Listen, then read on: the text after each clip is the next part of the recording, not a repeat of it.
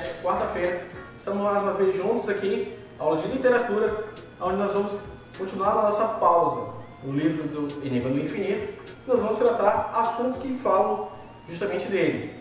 Hoje nós vamos falar sobre um assunto que nós estudamos, que está lá no capítulo 7 do livro. Vamos lá? Vamos ver o que nós vamos falar hoje. O que vimos? No capítulo 7 do livro Enigma do Infinito, vimos a história de Jorge Perret, um homem que decidiu escrever um livro inteiro sem uma letra do alfabeto. No caso, ele é francês e a letra mais importante da língua francesa é a letra E. Ele fez um livro que é La Disparition, ou O Sumiço. Essa atitude de Jorge tem um nome que se chama lipograma. Mas vamos conhecer um pouco de Jorge Perret. Depois a gente fala sobre um pouco do lipograma. Vamos lá. Quem foi Jorge Perret? Nascido em 1936 e foi um dos grandes inovadores da literatura do século XX. Filho de judeus poloneses que imigraram para a França, perdeu o pai na frente de batalha durante a Segunda Guerra e a mãe num campo de concentração. Em 1965, recebeu o prestigioso prêmio Renaudot por As Coisas, seu primeiro romance, e em 1967 passou a integrar o Centro de Literatura Experimental, o Olimpo. Aí vem aí, fundado por Raymond Queneau. Sua prosa extremamente lúdica recorre à lógica e à matemática para lançar luz surpreendente sobre os detalhes mais repetitivos da sociedade de consumo. Perret morreu em 1982. Vamos lá, vamos para a parte do lipograma. O que é um lipograma? Segundo o dicionário Dício, esse é o nome do dicionário, tá, gente? Lipograma é uma composição literária em que intencionalmente deixam de ser empregadas uma ou mais letras do alfabeto. No Wikipédia, um lipograma vem do grego lipo, que significa deixar, retirar. E é um texto escrito em que, propositadamente, não entram determinadas letras do alfabeto. Torna-se mais interessante e difícil de ser suprimida uma vogal.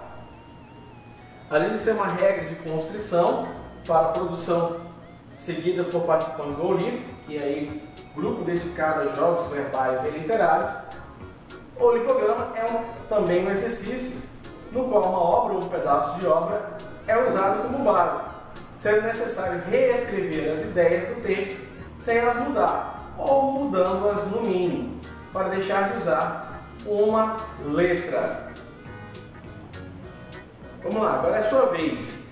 Vimos que Jorge Perret ele fez um texto inteiro, fez um livro sem nenhuma letra E, que foi o livro La Disparition, ou O Sumiço. Hoje é a sua vez, você vai escolher 3 textos, não precisa ser textos grandes, mas também não sejam textos pequenos, que tenham pelo mínimo 3 páginas. Pode pegar um poema, mas que tenha 3 páginas, por favor. E aí você vai tirar 2 vogais, que é a letra A e a letra E, certo? E aí você escreve no seu caderno, lembrando, você não pode colocar a letra A e nem a letra E. Você coloca ali tudo certinho, o nome do título, você pode fazer tudo normal, porém sem essas 2 letras, certo? Nosso amigo Jorge Perret, que ele foi capaz de fazer isso. Lembrando, o lipograma ele sempre vai buscar não perder o sentido. Ah, professor, vai ficar muito estranho. Eu sei que pode ficar estranho porque tanto a letra A como a letra E são praticamente unânimes na nossa língua portuguesa. Então você faz no mínimo 3 páginas, tá? Como eu falei, não precisa ser um texto grande, mas que seja ali, que tenha uma coerência, tudo bem? Não esquece, faça o seu caderno e coloque a data para que nós possamos em breve corrigir, certo, turma? Então, nossa aula de hoje, nós encerramos por aqui. Vou deixar a mensagem aqui para vocês. E vem de Winston Churchill, estadista britânico, que diz assim: sucesso é ir de fracasso em fracasso, sem perder o entusiasmo. Certo, turma? Então nós encerramos por aqui. Um abraço virtual e até a próxima. Tchau, tchau.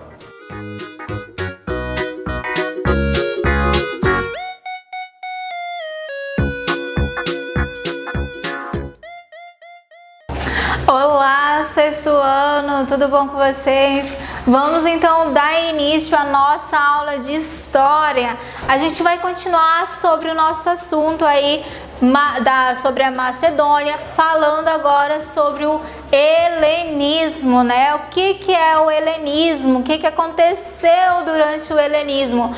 Basicamente lá nas páginas 25 a 31 do livro de história de vocês. Durante a nossa aula passada, nós vimos aí referente a Alexandre, como é que Alexandre se tornou um grande rei, quais foram os grandes feitos dele para a sociedade. Ele ergueu aí ele conquistou, na verdade, grandes terras, grandes cidades-estados, né, da Grécia Antiga. Além disso, ele fortaleceu a economia dessas cidades-estados. Mas então, qual foi? A partir da morte aí de Alexandre, existiram aí outras pessoas que tentaram ficar no lugar aí de Alexandre o Grande ou Alexandre o Magno, né? Chamado aí depois da morte dele. E agora a gente vai saber um pouquinho desse helenismo.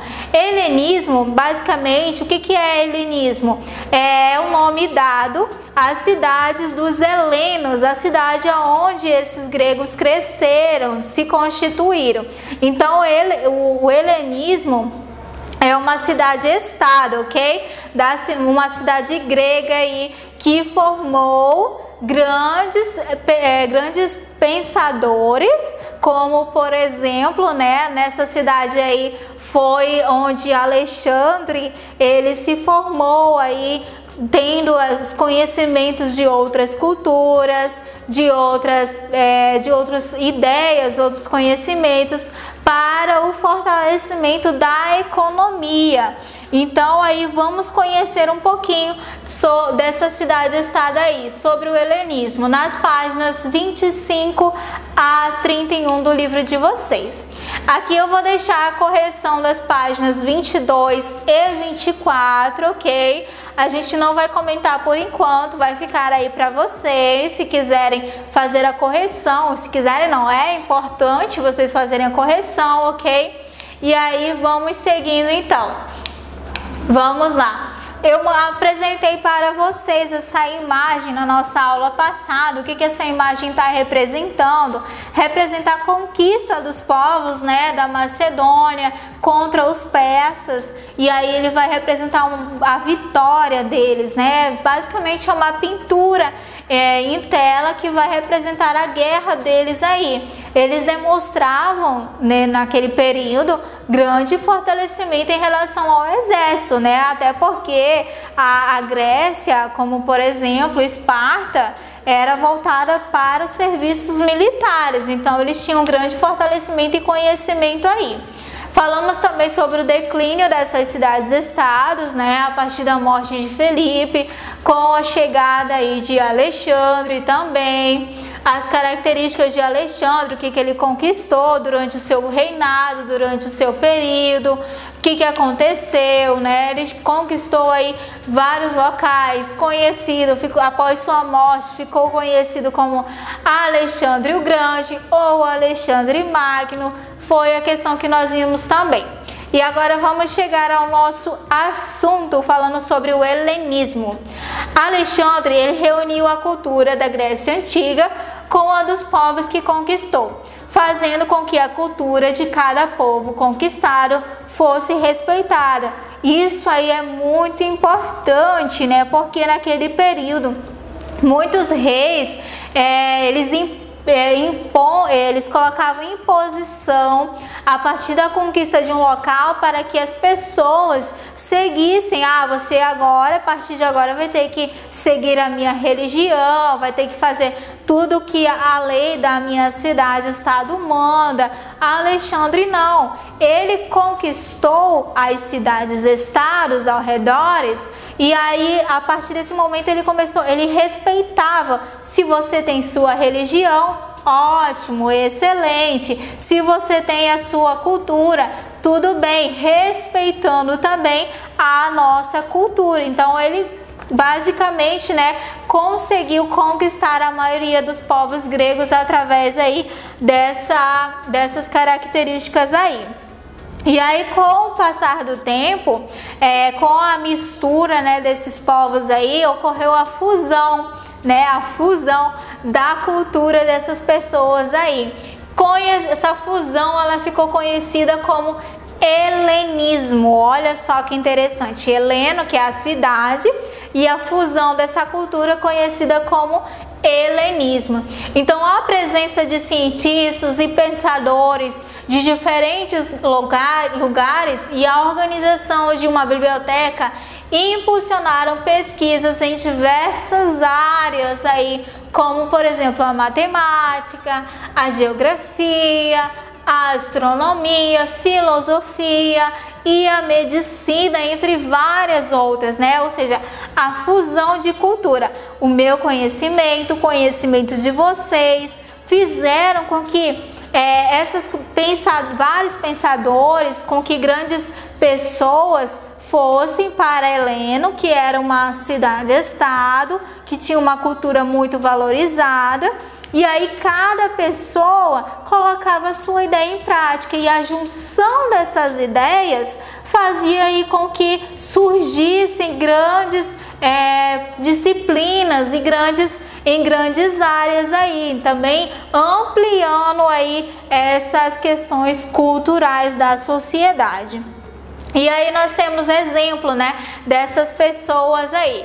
Matemáticos como Euclides, Arquimedes, Apoliônio, astrônomos como Aristarco, Hiparco, Ptolomeu, geógrafos como Eratosthenes, médicos como Galeno, filósofos como Plutarco, poetas como Calimaco, que também era bibliotecário, e também Teócrito. Nossa, que nomes exóticos, né? Mas eram nomes e até hoje também são considerados aí grandes colaboradores para o que nós temos hoje, para o que nós estudamos hoje. O nome basicamente não vem interferência em nada, mas eles são considerados aí grandes pensadores, grandes criadores de grandes questões que nós utilizamos e estudamos atualmente. Então, isso daí é muito importante, ok?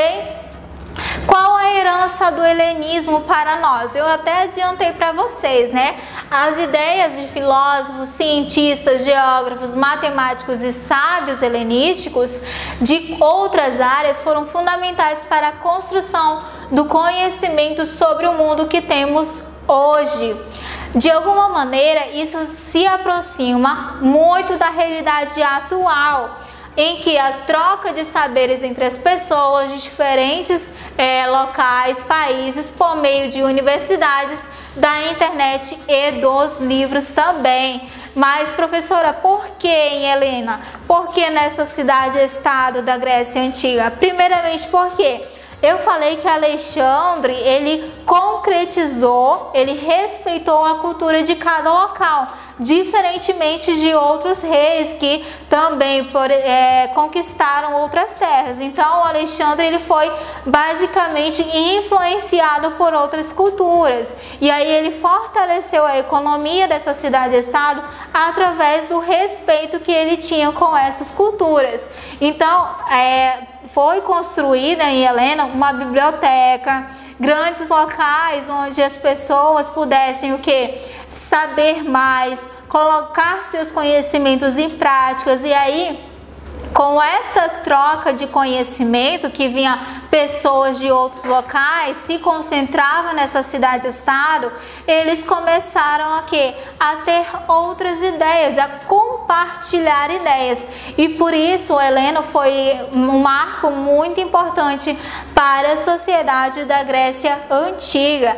E aí essa influência, olha só no que deu, né? O surgimento de disciplinas, surgimento de grandes obras, de grandes artistas para os nossos dias atuais, nos quais nós estudamos também. Então isso é muito importante. Hoje nós temos aí ele fala que se isso se aproxima da realidade atual. Hoje a gente vai buscar conhecimento através de quê? De outras pessoas, né? Através de livros de outros pensadores, através da ideia de outras pessoas. Então a gente compartilha essa ideia com outras pessoas e aí surge o quê? Outras grandes ideias, outras grandes características. Por isso que ele faz essa comparação entre antigamente com os dias atuais.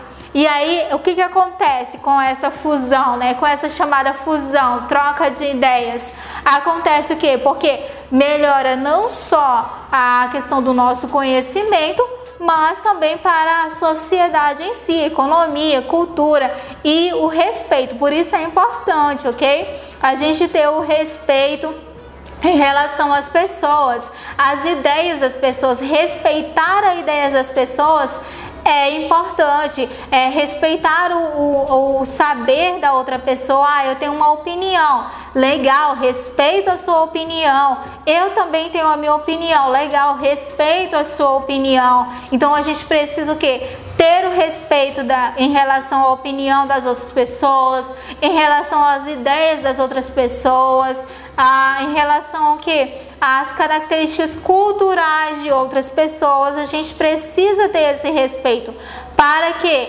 quem sabe futuramente, a gente possa também fazer essa fusão, essa troca de conhecimento aí. Vocês também, né? Dentro da sala de aula, respeitar o que cada um sabe, o que cada um entende, qual a opinião de cada um, para que futuramente vocês possam juntar essas ideias aí, ok? Então, essa daí foi uma característica aí da sociedade helena, certo? Então, para casa, vocês vão fazer as páginas 28, 30 e 31 do livro de História, ok? Página 28, 30 e 31 do livro de História. Por hoje é só. Muito obrigado e até a próxima aula.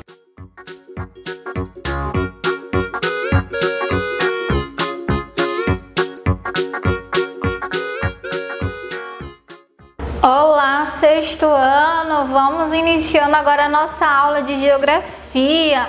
Bem legal a participação de vocês na plataforma e espero vocês aí quarta-feira aí também na nossa plataforma para a gente tirar as dúvidas, para a gente conversar um pouquinho mais sobre os assuntos, o que nós vimos, o que vocês acharam interessante, além também de trocar ideias com vocês. É bem legal isso daí. Então, espero vocês quarta-feira aí na nossa aula, no nosso encontro de Geografia, ok? Lá na plataforma.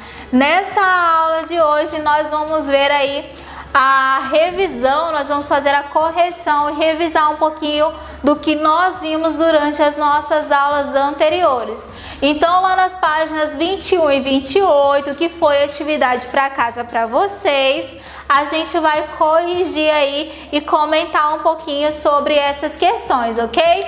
Vamos lá então. Lá na página 21, ele está pedindo para você observar as informações do mapa da página anterior para responder às questões. Então vamos lá. Na primeira questão, quais são as principais placas que formam a litosfera? Essa daí é bem fácil, né? Porque através lá do mapa você já está sabendo quais são. Nós temos lá as placas que formam a litosfera são a africana, a arábica, eurasiana, filipina, norte-americana, do Pacífico, dos cocos, de Naxos, sul-americana, indo-australiana e antártica. Nossa, até cansei. Então vamos lá, continuando. Na questão 2, o que indicam as setas de cor preta presentes no mapa? Eu expliquei para vocês isso daí nas nossas aulas anteriores. O que as setas elas indicam aí? As setas indicam o sentido do movimento das placas tectônicas. Por exemplo, se as setas estiverem uma na frente da outra, Que tipo de movimento é esse? Convergente. Se as setinhas estiverem uma para um lado e a outra para o outro, que tipo de movimento é esse? Movimento divergente. E se as setas estiverem indo para um lado, né, uma para um lado e a outra para o outro lado, ou seja, uma está indo para frente, outra está indo para trás, que movimento é esse? É um movimento construtivo, né, ou transformante. São os movimentos aí que essas placas fazem. Então, as setas vão indicar aí o sentido, né, os movimentos dessas placas. Questão número 3. O Brasil está localizado em qual placa tectônica? E que placas tectônicas fazem limite com ela? Vamos ver aí. Na placa sul-americana, faz limite com ela as placas norte-americana, do Caribe, Naxa e a africana. São as fronteiras, né, que fazem limite com a placa sul-americana. Questão número 4. Entre as placas indicadas na resposta dada à questão 3, qual placa se afasta da sul-americana e qual se movimenta em direção a ela? Então, qual é a placa que está se afastando e qual é que está chegando aí próximo à placa sul-africana? A placa sul-africana, ela se afasta da sul-americana, se afasta da africana e se choca com a placa de Naxa. Então, é sempre assim, gente, um entendimento aí para vocês. Sempre quando uma placa ela se separa de outra, ela vai encostando em outra. Então, ela nunca vai ficar isolada. Por quê? As formas de relevo do nosso continente, né, do nosso território, do mundo todo, ela se dá interferência aí das placas tectônicas. Então, se eu estou me separando de uma, mas de que forma eu vou chegar na outra? Eu vou chegar no movimento construtivo, no movimento divergente, de que forma? Então, é a forma de como acontece aí o relevo, né, dessas placas aí. E na página 28, agora a gente vai lá na página 28, responder as 3 questõezinhas. Vamos lá. Com base nas informações apresentadas no mapa das zonas sísmicas e vulcânicas da Terra, responda as questões. Que informações o mapa fornece? Então, vocês vão lá no mapa, né, da página 27 e vai ver que tipo de informação esse mapa está apresentando. Ele vai mostrar a distribuição geográfica das áreas, né, de atividades sísmicas e vulcânicas do mundo. Questão número 2. Que relação é possível estabelecer entre os limites das placas tectônicas? Olha só. E as atividades sísmicas e vulcânicas. Vamos lá. Em virtude dos atritos entre as placas, as áreas situadas nos limites entre essas placas são as mais sujeitas à ocorrência de terremotos e vulcanismo.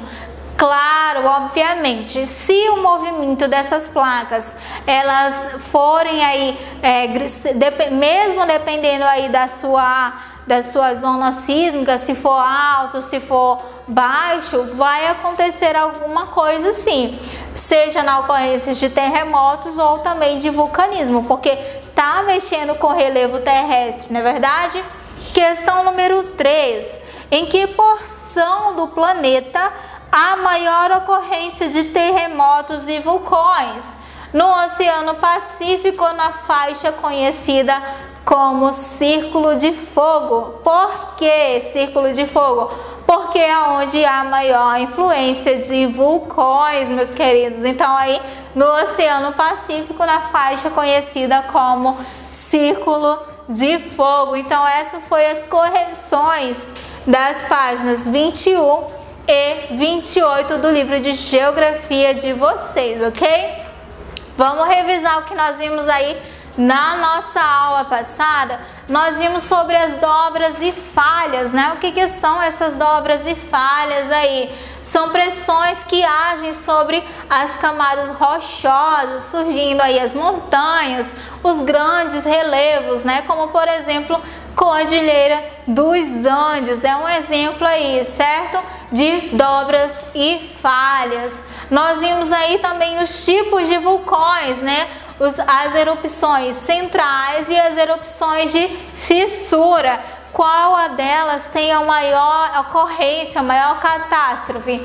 Os vulcões, no caso as erupções de fissura, porque vai ter muitos buracos por onde aí as lavas, né, vão passar. As erupções de fissura, não, a influência dela é menor, mas também, gente, não é porque ela é uma erupção de fissura, né, que vai sair aí um único local, que não vai ter grandes tragédias, não. Vai ocorrer por quê? Porque a fumaça, a queimada, aquela vaporzinho que vai saindo causa aí grandes estragos à saúde humana, certinho? Então nós vimos também sobre os abalos sísmicos, né? O que são esses abalos sísmicos? Os abalos sísmicos é a questão dos terremotos, né, que acontecem aí. Fortes tensões que ocorrem nas bordas das placas, que vão se acumulando ao atingirem o limite de resistência das rochas. Então nós temos o hipocentro, que é onde inicia, até chegar aí à crosta terrestre, né? Até chegar ao epicentro, próximo aí à crosta terrestre. Então é um exemplo aí de abalos sísmicos, né? Mais de 70% dos terremotos ocorrem nas margens do Oceano Pacífico. Então, olha só, questão interessante aí. Medindo os terremotos também sobre a escala Richter, né? Como é que a gente sabe que um terremoto ele foi alto ou ele foi baixo? Através aí da escala Richter, através da medição. Como é que é feita? Através do sismógrafo, que é o aparelho que mede a quantidade, né, o tamanho aí desse terremoto aí, certo? E aí se ele é alto ou se ele é baixo, né? O maior deles é o de 8 graus ou mais. Terremoto muito forte que causa aí destruição na comunidade aí em áreas próximas, muito perigoso mesmo, certo? Sobre rochas e minerais e solos são as questões que nós vamos ver nas nossas próximas aulas. Então, introduzindo um pouquinho aqui sobre os tipos de rochas, né? Nós temos as rochas ígneas ou magmáticas, sedimentares e as rochas metamórficas. Isso daí é um assunto que nós vamos ver durante a nossa próxima aula, certinho? Vamos ver como é que é formada cada tipo de rocha, certinho? Para casa, vocês vão fazer a página 30 e 31 do livro de Geografia. Muito obrigado e até a próxima aula.